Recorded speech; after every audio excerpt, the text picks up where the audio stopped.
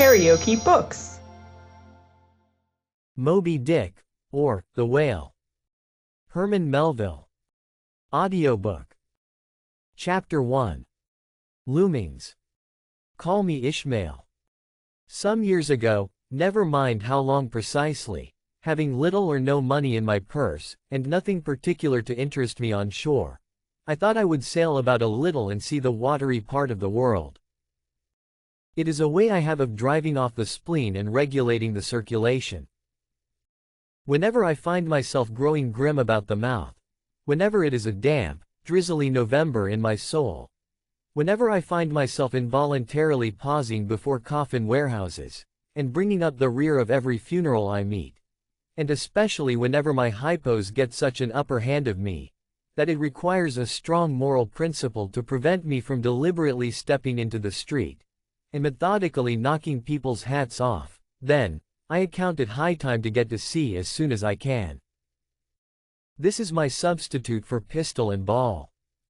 With a philosophical flourish Cato throws himself upon his sword, I quietly take to the ship. There is nothing surprising in this. If they but knew it, almost all men in their degree, some time or other, cherish very nearly the same feelings towards the ocean with me. There now is your insular city of the Manhattoes, belted round by wharves as Indian Isles by coral reefs. Commerce surrounds it with her surf. Right and left, the streets take you waterward. Its extreme downtown is the Battery, where that noble mole is washed by waves, and cooled by breezes, which a few hours previous were out of sight of land. Look at the crowds of water-gazers there.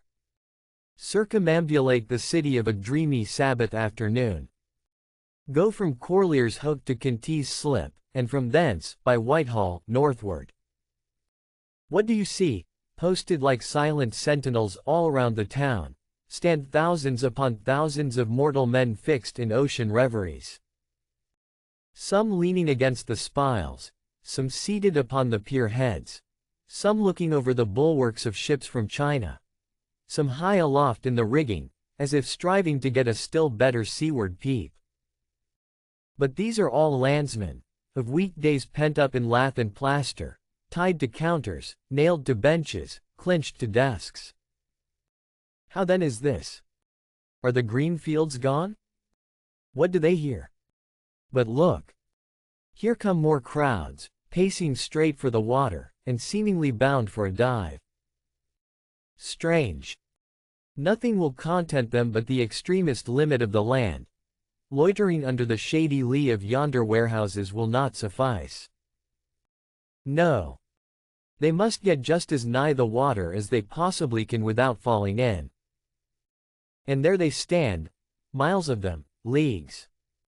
Inlanders all, they come from lanes and alleys, streets and avenues, north, east, south, and west. Yet here they all unite. Tell me, does the magnetic virtue of the needles of the compasses of all those ships attract them thither? Once more. Say you are in the country, in some high land of lakes. Take almost any path you please, and 10 to 1 it carries you down in a dale, and leaves you there by a pool in the stream. There is magic in it. Let the most absent-minded of men be plunged in his deepest reveries, stand that man on his legs, set his feet a-going, and he will infallibly lead you to water, if water there be in all that region. Should you ever be athirst in the great American desert, try this experiment, if your caravan happen to be supplied with a metaphysical professor. Yes, as everyone knows, meditation and water are wedded forever. But here is an artist. He desires to paint you the dreamiest, shadiest, quietest, most enchanting bit of romantic landscape in all the valley of the Saco. What is the chief element he employs? There stand his trees, each with a hollow trunk, as if a hermit and a crucifix were within, and here sleeps his meadow, and there sleep his cattle, and up from yonder cottage goes a sleepy smoke. Deep into distant woodlands winds a mazy way, reaching to overlapping spurs of mountains bathed in their hillside blue. But though the picture lies thus tranced, and though this pine tree shakes down its sighs like leaves upon this shepherd's head, yet all were vain, unless the shepherd's eye were fixed upon the magic stream before him. Go visit the prairies in June, when for scores on scores of miles you wade knee-deep among tiger lilies. What is the one charm wanting? Water. There is not a drop of water there.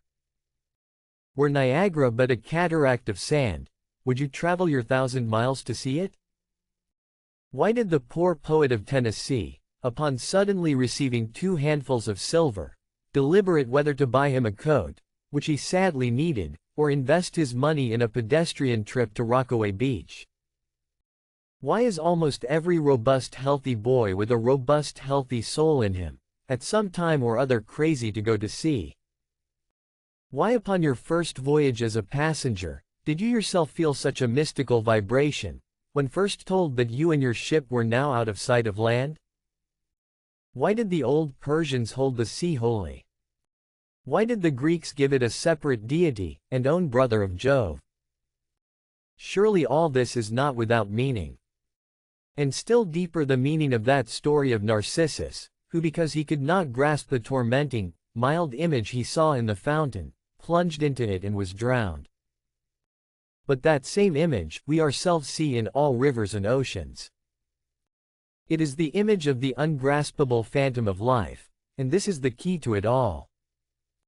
Now, when I say that I am in the habit of going to sea whenever I begin to grow hazy about the eyes, and begin to be overconscious of my lungs, I do not mean to have it inferred that I ever go to sea as a passenger.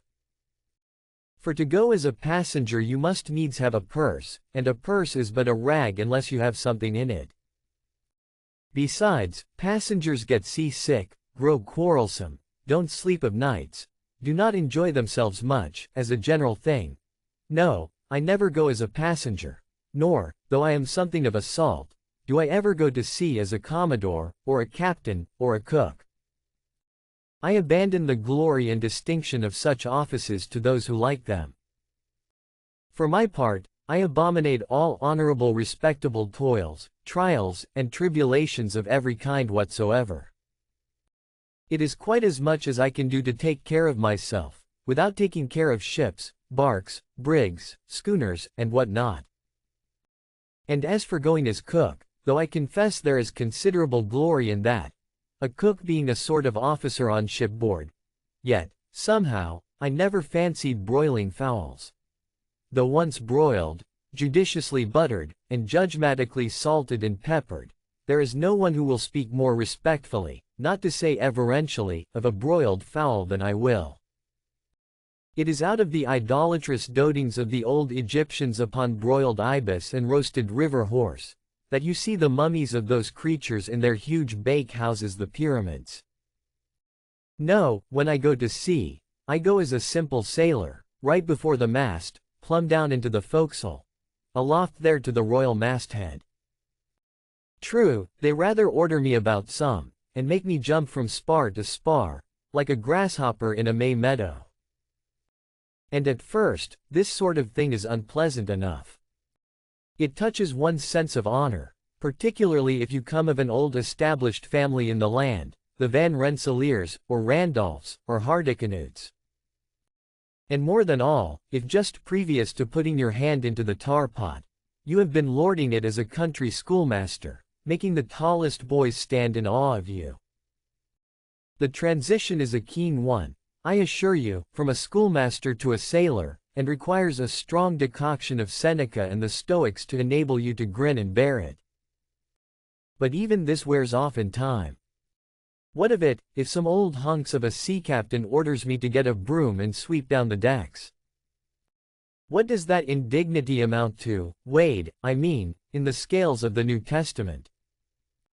Do you think the Archangel Gabriel thinks anything the less of me, because I promptly and respectfully obey that old hunks in that particular instance? Who ain't a slave? Tell me that. Well, then, however the old sea captains may order me about, however they may thump and punch me about, I have the satisfaction of knowing that it is all right, that everybody else is one way or other served in much the same way, either in a physical or metaphysical point of view, that is, and so the universal thump is passed round, and all hands should rub each other's shoulder blades, and be content. Again, I always go to sea as a sailor, because they make a point of paying me for my trouble, whereas they never pay passengers a single penny that I ever heard of. On the contrary, passengers themselves must pay. And there is all the difference in the world between paying and being paid. The act of paying is perhaps the most uncomfortable infliction that the two orchard thieves entailed upon us. But being paid, what will compare with it? The urbane activity with which a man receives money is really marvelous, considering that we so earnestly believe money to be the root of all earthly ills, and that on no account can a moneyed man enter heaven. Ah! How cheerfully we consign ourselves to perdition. Finally, I always go to sea as a sailor, because of the wholesome exercise and pure air of the forecastle deck. For as in this world, headwinds are far more prevalent than winds from astern, that is, if you never violate the Pythagorean maxim. So for the most part the Commodore on the quarter-deck gets his atmosphere at second hand from the sailors on the forecastle. He thinks he breathes it first, but not so. In much the same way do the commonalty lead their leaders in many other things, at the same time that the leaders little suspect it. But wherefore it was that after having repeatedly smelt the sea as a merchant sailor, I should now take it into my head to go on a whaling voyage. This the invisible police officer of the fates, who has the constant surveillance of me, and secretly dogs me, and influences me in some unaccountable way, he can better answer than anyone else. And, doubtless, my going on this whaling voyage formed part of the grand program of Providence that was drawn up a long time ago. It came in as a sort of brief interlude and solo between more extensive performances. I take it that this part of the bill must have run something like this. Grand contested election for the presidency of the United States. Whaling voyage by one Ishmael. Bloody battle in Afghanistan. Though I cannot tell why it was exactly that those stage managers, the fates, put me down for this shabby part of a whaling voyage, when others were set down for magnificent parts in high tragedies, and short and easy parts in genteel comedies, and jolly parts in farces. Though I cannot tell why this was exactly. Yet, now that I recall all the circumstances, I think I can see a little into the springs and motives which, being cunningly presented to me under various disguises, induced me to set about performing the part one did, besides cajoling me into the delusion that it was a choice resulting from my own unbiased free will and discriminating judgment. Chief among these motives was the overwhelming idea of the great whale himself. Such a portentous and mysterious monster roused all my curiosity. Then the wild and distant seas where he rolled his island bulk, the undeliverable, nameless perils of the whale. These, with all the attending marvels of 1,000 Patagonian sights and sounds, helped to sway me to my wish. With other men, perhaps, such things would not have been inducements, but as for me, I am tormented with an everlasting itch for things remote. I love to sail forbidden seas, and land on barbarous coasts. Not ignoring what is good, I am quick to perceive a horror, and could still be social with it, would they let me, since it is but well to be on friendly terms with all the inmates of the place one lodges in. By reason of these things, then, the whaling voyage was welcome, the great floodgates of the wonder world swung open, and in the wild conceits that swayed me to my purpose, two and two there floated into my inmost soul, endless processions of the whale, and, mid most of them all, one grand hooded phantom, like a snow hill in the air. If you liked what you heard, please subscribe to the channel.